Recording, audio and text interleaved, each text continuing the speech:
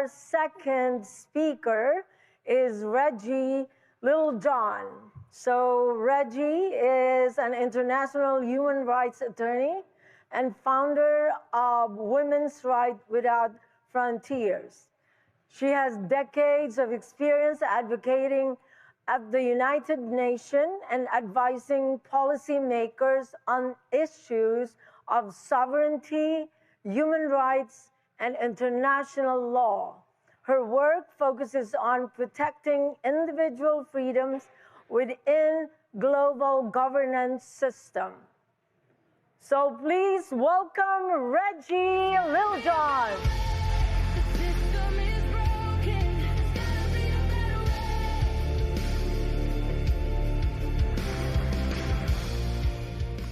Hello, it's an honor to be here, and I'm grateful to the World Council for Health for inviting me to this amazing conference. My topic is how to prevent global health from turning into globalist control, or how to defeat the digital gulag. What is the digital gulag?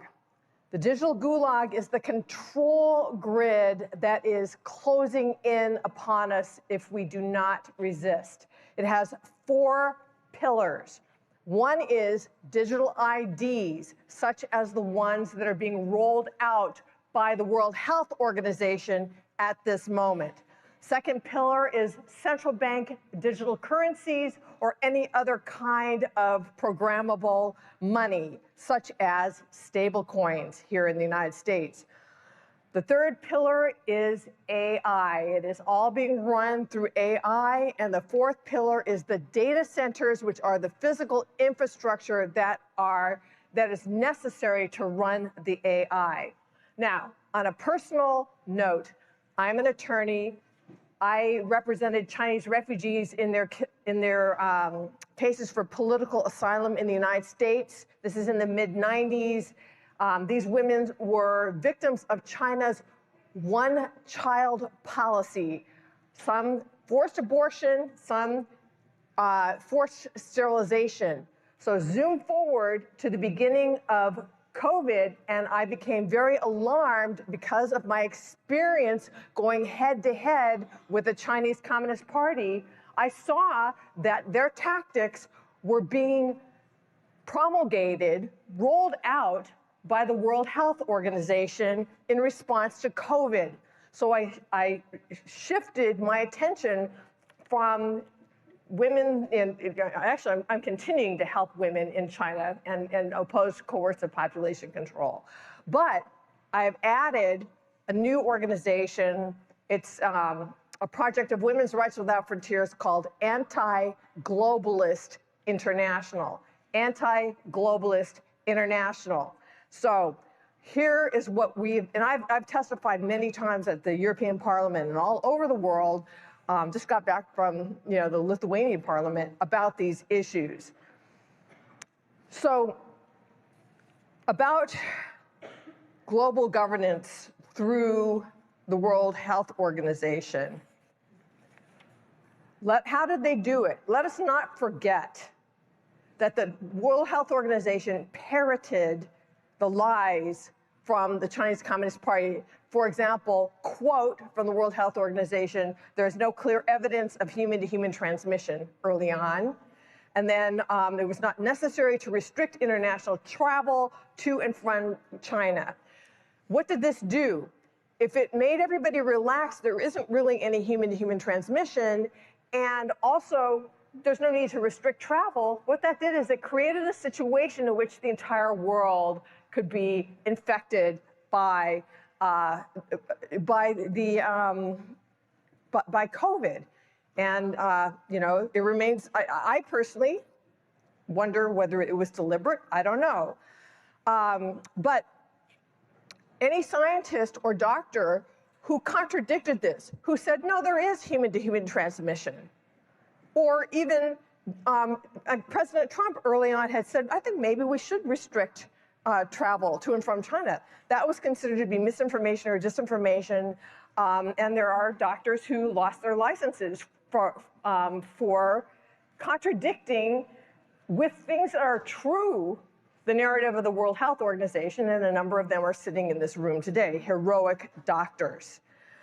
So in my opinion, what the World Health Organization was doing was promoting a narrative of fear, of terror, because people are willing to give up their rights when they're afraid for their health, the health of their families and their loved ones, that they wouldn't be willing to give up otherwise, and then say, you know, what we need is vaccines, we need vaccine mandates, we need mask mandates, and we need vaccine passports to track whether everyone is vaccinated. And that was bad enough, because if you were not vaccinated or tested, you could be restricted from going to a restaurant, going to the grocery store, or travel. But what I was really concerned about, and why I co-founded an organization called the Stop Vaccine Passports Task Force, is that the infrastructure to support just vaccine passports was similar to the infrastructure that would support the China social credit system. So the excuse was, you know, we need to track everybody's vaccination status, but the effect was establishing interoperable, international vaccine IDs that would form the basis, or could, in the wrong hands, form the basis of the China social credit system. So what is the China social credit system? This is something with which I am very familiar because of my background in human rights, standing for human rights in China. In China, they have a system whereby everything is tracked through AI. So, you know, they have facial recognition, they have real-time geolocation, they know what you look like, they know where you are, where you sleep, where you work, your social media posts, your internet search history, your internet spending history, your criminal history if you have one, your medical history. Everything is combined into one place where they can assign you a score. And that score has to do with how compliant of basically a Chinese communist sheep you are. So if you are somebody that, I'm sorry, I don't see where the time is here. Oh, there, okay, all right. So if you are somebody who follows all the rules, you never post anything bad about the government, you never jaywalk, you know, you take all of your vaccinations, you can end up with a life that looks, you know, like fairly normal. You can have the illusion of freedom, knowing that if you step out of line, the punishments come in. So what are the punishments? First level of punishment is you can lose your job. You won't be able to travel. You will not be able to borrow money in order to buy a home or start a business. Next level of punishment, if you keep it up, you keep posting those things on the internet that criticize the government, then you can be cut off from your credit cards and your bank accounts. And if you think that this could never happen in the West, it already did happen in Canada to the Canadian truckers when they had their protests. And then the final level of punishment in China is you just get disappeared, meaning someday you are no more. No one can find you. So these originally they were vaccine passports, but the World Health Organization in 2023 started rolling out something that is an expanded version, which is the Digital Health ID. And what it is they have deliberately made it so that other things can be attached to it, so that it can be attached to, for example, a digital wallet. And when you start attaching other things to these digital IDs, what that does is, as I said, it provides the infrastructure for what I believe could be the World Economic Forum's chart on the full-blown digital ID. So could you please put the chart up? Oh, there it is. Okay. So if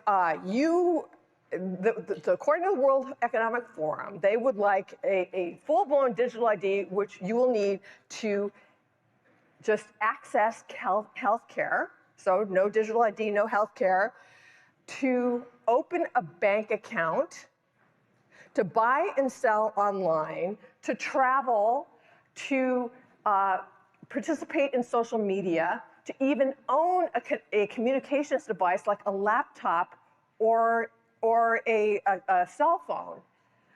Also to pay your taxes and to vote. So what they say is, oh, it will make it so much easier for you to do these things with this digital ID. Well, it also means that they can, if you step out of line, they can cut you off from every aspect of civilized life.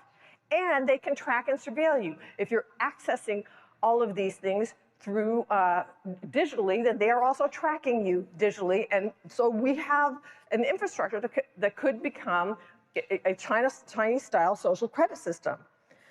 And all of this, you know, the World Health Organization is playing a massive role in this because it's the health infrastructure. When we need these digital health IDs, so that is the pretext. But there can be other pretexts. There can be a pretext of we need this for safe, you know, election integrity, or we need it to protect our borders. It doesn't matter what the reason is, whether it appeals to the left or whether it appeals to the right, the infrastructure that is being established is the same. And there are now roughly 60, 70 countries that now have some kind of a national digital ID infrastructure. And that even though while most of these are not mandatory, legally mandatory, they are functionally mandatory because you need them to access essential services.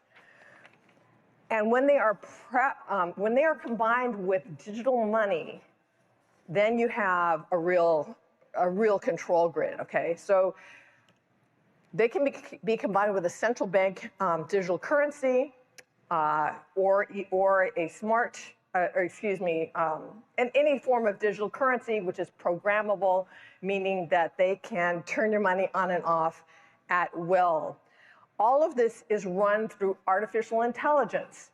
And I want to just play a brief clip by Larry Ellison having to do with, you know, we have this Stargate that has been launched by the current administration.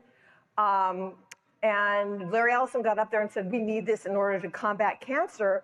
But a few months earlier at Oracle, he gave his vision about why we need artificial intelligence and what he plans to do with it. So could we please play that clip?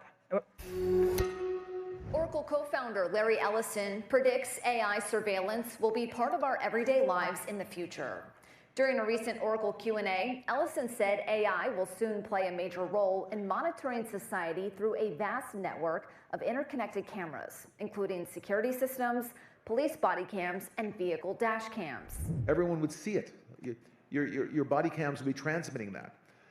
The police will be on their best behavior because we're constantly watching and recording everything that's going on. Citizens will be on their best behavior because we're constantly recording and reporting everything that's going on. Ellison's vision is for AI to analyze data from this network of cameras in real time in an attempt to prevent crime while also tracking and influencing public behavior for a safer society. However, the idea raises serious privacy concerns. Critics argue it could lead to a surveillance state with constant monitoring infringing on personal privacy rights, while others say it could help solve crimes faster and provide transparency to citizens in cases of excessive force from law enforcement. We're going to have supervision. In other words, every police officer is going to be supervised at all times. Ellison's proposal highlights a growing trend among tech giants to harness AI for societal influence, which may significantly reshape our lives in the coming years. For more unbiased updates from all over the world, download the Straight Arrow News app or visit san.com. So, Larry Ellison is one of the pillars of Stargate, and this is his vision. At all times, like right now, every one of us would be wearing a body cam. And you know, it would be impossible to have like a private conversation because it would be uploaded into AI. This is the death of dissent. we will not be able to, and it's the death also of our First Amendment rights to free speech. You can't have free speech when when you're worried about every time you criticize the government or question the government, that it's going to be going up into AI and that you could be considered to be, you know, a hater or a national security threat. And then all of this also is, the infrastructure for it is the data centers. And we have these massive data centers going up all over the country, all over the world, really. And we need to resist those as well. So freedom of speech is the foundation of all other freedoms. George Orwell said, in a time of universal deceit, telling the truth is a revolutionary act.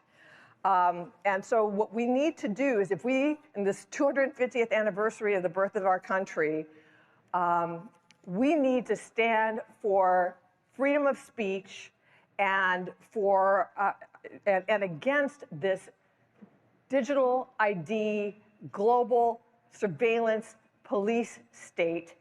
And we need to resist it now before the trap snaps shut. Thank you.